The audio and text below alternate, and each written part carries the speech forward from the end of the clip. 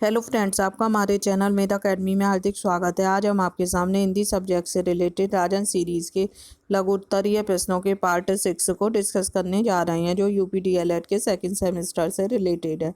इससे previous video में हमने इसके पार्ट 5 के बारे में डिस्कस किया था। अगर आप उसे देखना चाहते हैं तो प्लेलिस्ट में लिंक से जाकर प्रीवियस वीडियो को देख सकते हैं। तो आइए स्टार्ट करते हैं। प्रश्न नंबर 31, कहानी शिक्षण के उद्देश्य लिखिए। अब इसमें हमें कहानी शिक्षण के उद्देश्य बताने हैं। पहला उद्देश्य क्या है? छात्रों में ध्यानपूर्वक सुनने व सुनकर अर्थ ग्रहण करने के कौशल का विकास करना। कहानी के माध्यम से हम छात्रों को ध्यानपूर्वक सुनने और सुनकर जो अर्थ ग्रहण किया जाता है उसके कौशल का विकास कर सकते हैं। क्योंकि हम कोई भी कहानी सुनाते हैं तो हम बच्चों से कहते हैं कि कहानी को ध्यानपूर्वक सुनिए और इस कहानी से जो शिक्षा मिलती है उसके बारे में हमें बताइए। तो शिक्षा जो मिलेगी वो बच्चा तभी बता पाएगा जब कहानी का पूरा सार उसे समझ में आएगा कि कहानी में क्या हुआ, कैसे हुआ। नेक्स्ट देखते हैं, ज्ञान को आसान और रोचक रूप में प्रस्तुत करना। कहानी के माध्यम से हम किसी भी कठिन से कठिन टॉपिक को आसान व रोचक रूप में प्रस्तुत कर सकते हैं, जिससे बच्चे नहीं समझ पा रहे हैं या जो बहुत ही कठिन है, जो उनकी समझ में नहीं आ रहा है, तो हम कहानी के माध्यम से रोचक रूप में प्रस्तुत कर सकते हैं। नेक्स्ट है, छात्रों में सामाजिकता की भावना। कहानी के माध्यम से हम छात्रों को सामाजिकता की भावना का विकास विकसित कर सकते हैं या सामाजिकता की भावना को बढ़ावा दे सकते हैं। नेक्स्ट देखते हैं, छात्रों में विषय के प्रति कोई भी विषय के प्रति रुचि जिज्ञासा उत्पन्न करना, जिनमें उनका ध्यान विषय की ओर केंद्रित हो। बहुत से सब्जेक्ट ऐसे होते हैं जिनमें छात्र रुचि नहीं लेते हैं या उनकी जिज्ञासा नहीं होती है। हम कहानी के माध्यम से उस विषय में उनकी रुचि जिज्ञासा उत्पन्न कर सकते हैं और ध्यान उस ओर केंद्रित कर सकते हैं। नेक्स्ट है पॉइंट 5, छात्रों की मौखिक एवं लिखित अभिव्यक्ति का विकास करना। कहानी हम मौखिक रूप में सुनाने को कहकर उनमें मौखिक अभिव्यक्ति और लिखने को कहकर लिखित अभिव्यक्ति का विकास कर सकती हैं। नेक्स्ट है, छात्रों में भावात्मक एवं चारित्रिक भावनाओं का विकास। कहानी के माध्यम से हम चारित्रिक और भावात्मक भावनाएं जो होती हैं उसका भी विकास कर सकते हैं। नेक्स्ट है, छोटी और कठिन बातों को आसान बनाकर सुनाना। जो बड़ी बातें जो कठिन रूप में दे रखी हैं, कहानी के माध्यम से हम उन्हें छोटी करके आसानी से समझा सकते हैं। नेक्स्ट, छात्रों को ही साहित्य में रुचि का विकास। छात्रों की साहित्य में रुचि का विकास भी कर सकते हैं। नेक्स्ट है, छात्रों में विचार कल्पना तर्क शक्ति को विकसित किया जा सकता है। कहानी के माध्यम से हम छात्रों में विचार, उनका कल्पना शक्ति और तर्क शक्ति को विकसित कर सकते हैं। नेक्स्ट है, छात्रों को भाषा की विभिन्न शैलियों से परिचित कराना। कहानी के माध्यम से हम छात्रों को जो हमारी भाषा उसकी विभिन्न शैलियों से भी परिचित करा सकते हैं। नेक्स्ट है, छात्रों को शब्द, सूक्ति, लोकगीति एवं मुहावरों का ज्ञान कराना। कहानी के माध्यम से हम छात्रों की शब्द है, सूक्ति है, लोकगीतियाँ या मुहावरे हैं उसका भी ज्ञान आसानी से करा सकते हैं। नेक्स्ट है, छात्रों में देश, जाति एवं धर्म के प्रति स्थायी भाव का विकास करना। कहानी के माध्यम से हम छात्रों में अपने देश के प्रति, जाति के प्रति, धर्म के प्रति जो भावनाओं का विकास आसानी से कर सकते हैं। छात्रों को संवेगों एवं मनोवृत्ति का ज्ञान कराना।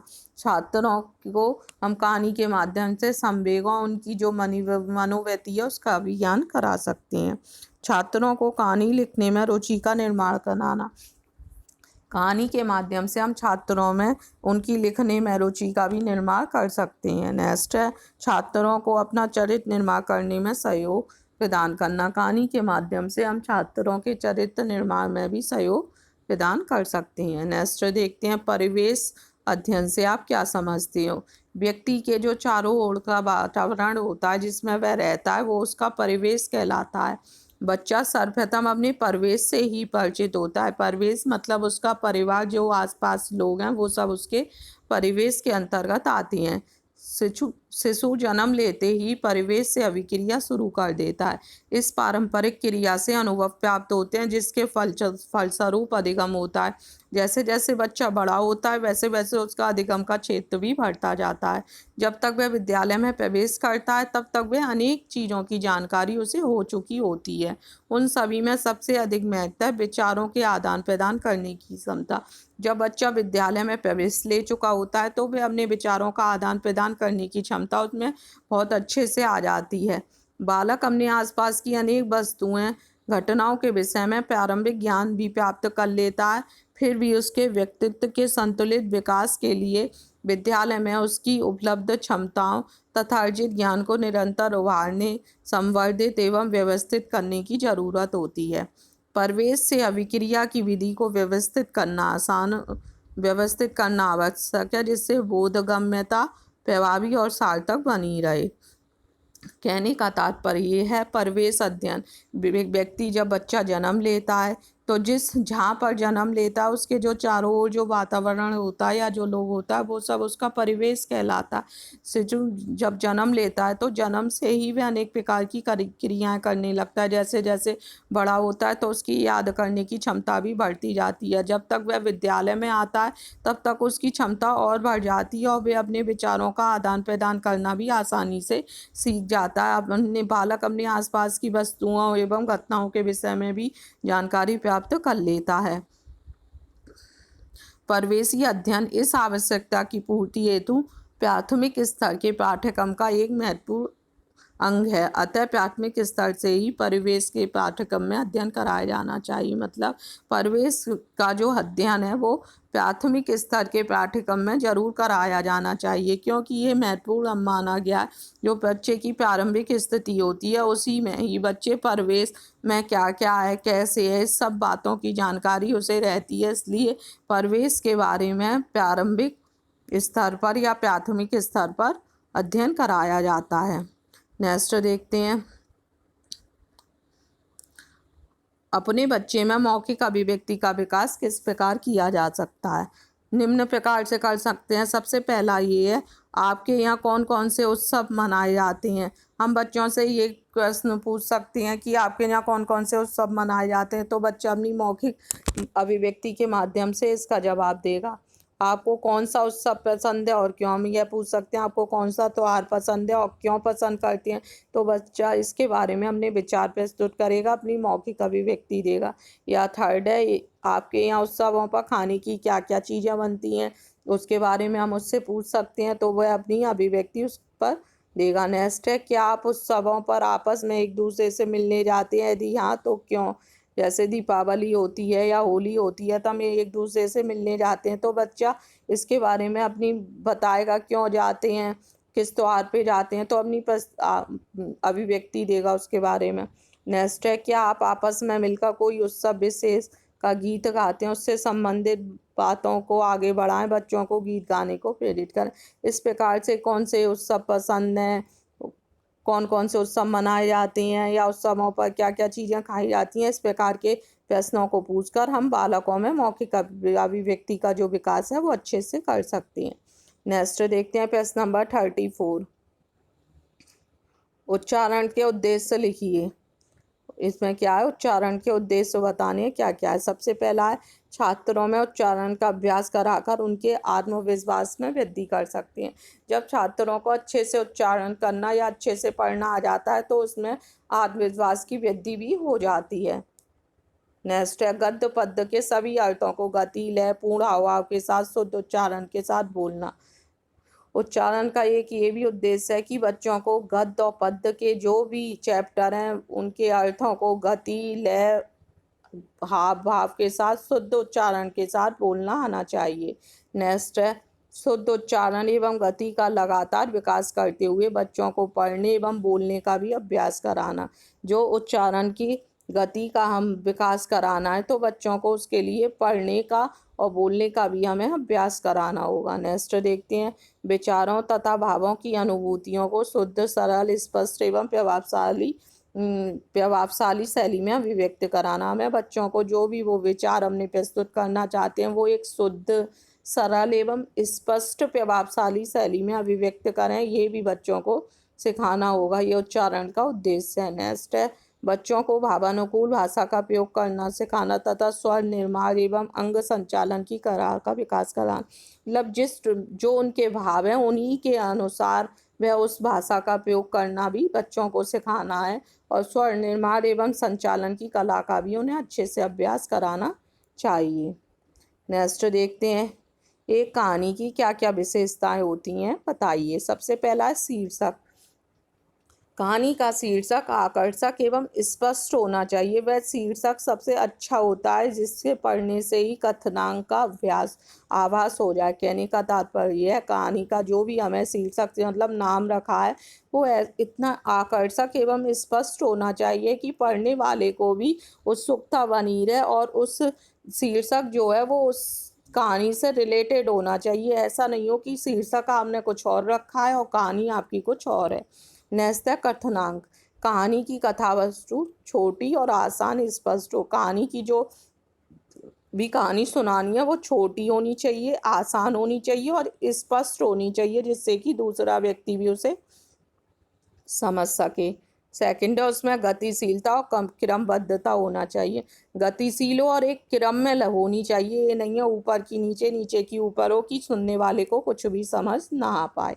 नेक्स्ट देखते हैं कथा वस्तु छात्रों के स्तर अनुकूल हो। जो भी हमने कथा वस्तु रखी है वो छात्रों के स्तर की हो। ऐसा ना हो कि बच्चे छोटे हैं और हमने जो कहानी ली है वो आप बड़े बच्चों के हिसाब की है।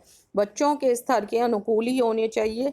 छोटे वाला आश्चर्य युक्त एवं कल्पना प्रधान और बड़े बालक चरित्र घटना एवं समस्या प्रधान कहानियों को अधिक पसंद करते हैं। मतलब छोटे बच्चे जो होते हैं उन्हें आश्चर्य युक्त या कल्पना प्रधान कहानियाँ पसंद आती हैं, जबकि बड़े बच्चे जो होते हैं उनमें चरित्र घटना समस्या प्रधान कहानियों को वो अधिक पसंद करती हैं।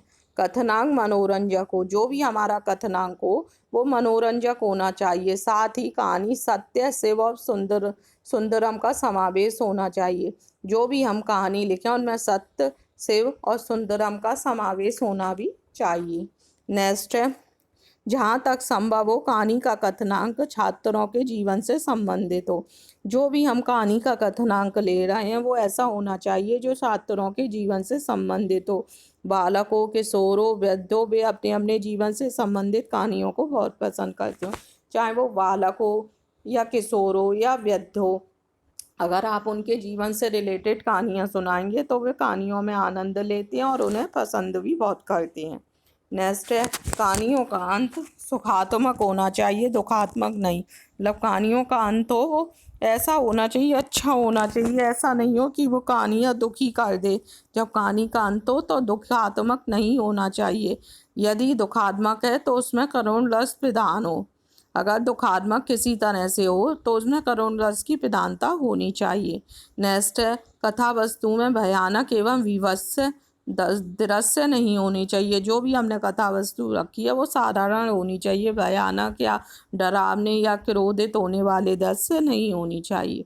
थर्ड है पात्र।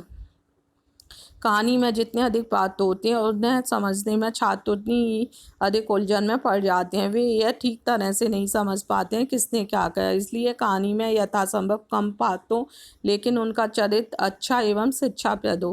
कहने का तात्पर्य है कहानी में जितने भी पात्र हो थोड़े होने चाहिए, बहुत अधिक मात्रा में नहीं होने चाहिए, क्योंकि फिर छोटे बच्चे उसे नहीं समझ पाती हैं। कम पात्रों और उनका चरित्र अच्छा और शिक्षाप्रद होना चाहिए कि उनका चरित्र ऐसा ना हो कि समझ में ही ना आए स्टूडेंटों को कि क्या हो रहा है कहानी में। चरित्र अच्छा हो और उनका शिक्षाप्रद हो। नेक्स्ट देखते हैं कथोपकथन।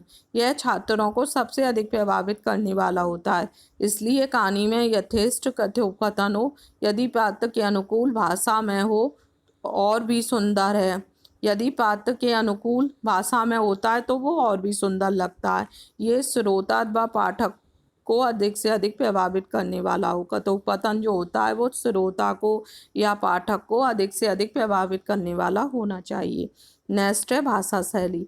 कहानी चाहे कैसी भी हो, कहानी की भाषा छात्रों के स्तर अनुकूल, सरल एवं स्पष्ट होनी चाहिए। जो भी हमने भाषा चुनी है कठिन नहीं लेनी चाहिए, बच्चों के स्तर के अनुकूल होनी चाहिए। अगर हम छोटे बच्चों को सुना रहे हैं कहानी तो उन्हें सरल भाषा का उपयोग करना चाहिए। छोटे बच्चे साहित्यिक भाषा को नहीं समझ सकते हैं, इसलिए उनके लिए साधारण बोलचाल की भाषा ही उपयुक्त रहती है। और शैली की दृष्टि से कहानी में रोचकता और प्रभावी होना चाहिए, रोचक होनी चाहिए और एक प्रवाह के साथ होनी चाहिए। नेक्स्ट है उद्देश्य। सबसे लास्ट पॉइंट है हमारा उद्देश्य। कहानी का उद्देश्य मनोरंजन होता है। जो भी हम कहानी सुना रहे हैं उसका उद्देश्य यही होता है कि इंसान उसमें मनोरंजन करे, या बच्चा सुन रहा है तो उसमें मनोरंजन करे, परंतु वह अंतिम एकमात्र गौण उद्देश्य होता है। मुख्य उद्देश्य तो बालक का सामाजिक, बौद्धिक एवं नैतिक विकास करना होता है।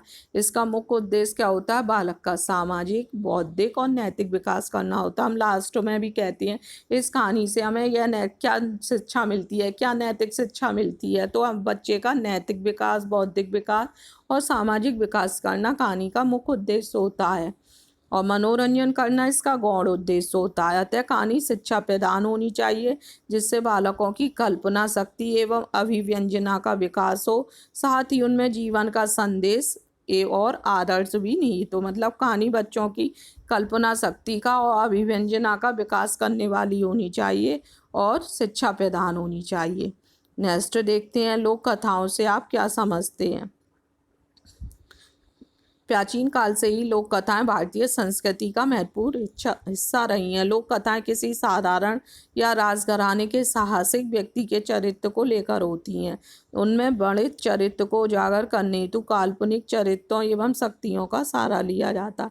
ये चरित्र बहुधा देव, परी, देवता, देवी, राक्षस के रूप में होते हैं। उनमें केवल कल्पना कथा का अंश नहीं है, उनका समय एवं उनमें बड़े स्थान इतिहास के पृष्ठों में मिलती हैं। यदि हम चाहें तो उनकी सत्यता को भी सिद्ध कर सकते हैं। कहने का तात्पर्य यह है प्राचीन काल से ही हमारी संस्कृति में लोक कथाएं महत्वपूर्ण हिस्सा रही हैं। जो लोक कथाएं होती थी वो किसी भी साधारण या राजघराने के साहसिक चरित्र को लेकर होती थी। उनमें बड़े चरित्र को उजागर करने हेतु हम उनमें काल्पनिक शक्तियों का या काल्पनिक चरित्रों का सहारा लिया जाता था, जिनमें देवी, देवता, राक्षस आदि रूप होते थे।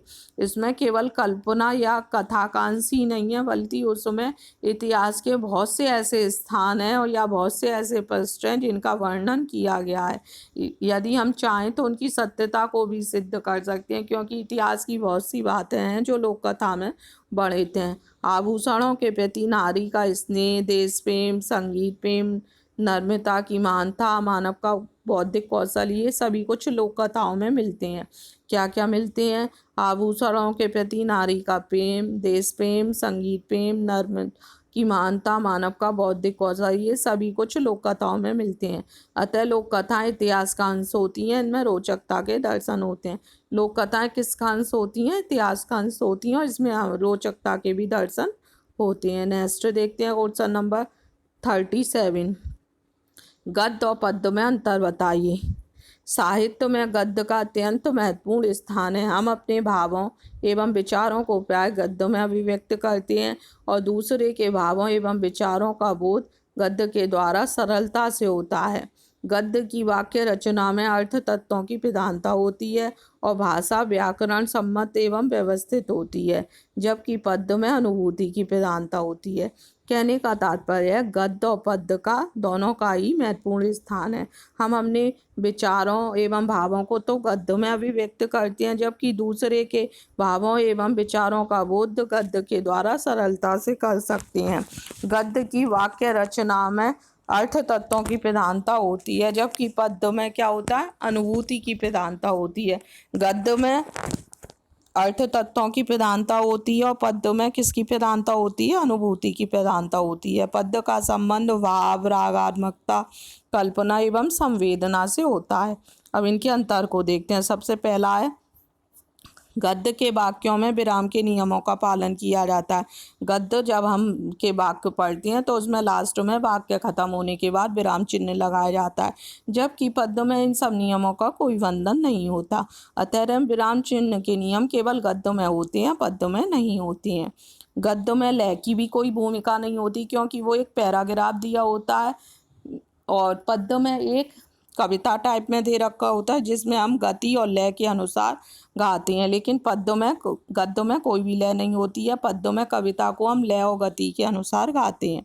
नेक्स्ट है, गद्य में छंद का कोई उपयोग नहीं होता है, जबकि पद्य में रचना सदैव जो हमारी होती है छंदबद्ध युक्त होती है। ये 3 अंतर बताए गए हैं। पहला यह है, विराम चिन्हों का पालन गद्य में होता है, पद्य में नहीं होता है। गद्य में लय की कोई भूमिका नहीं होती है, पद्य में होती है, क्योंकि पद्य में हम कविता को बोलते हैं एक लय के द्वारा, गति के द्वारा। गद्य में कोई छंद नहीं होता है, जबकि पद्य की रचना छंद युक्त होती है। उम्मीद करते हैं आपको राजन सीरीज़ के लघुत्तरीय प्रश्न का पार्ट 6 अच्छे से क्लियर हुआ होगा। अगर आपको हमारा वीडियो पसंद आया हो तो प्लीज़ हमारे वीडियो को लाइक कीजिए, अधिक से अधिक लोगों को शेयर कीजिए, और इसका अगला पार्ट देखने के लिए हमारे चैनल को सब्सक्राइब कीजिए। Thank you.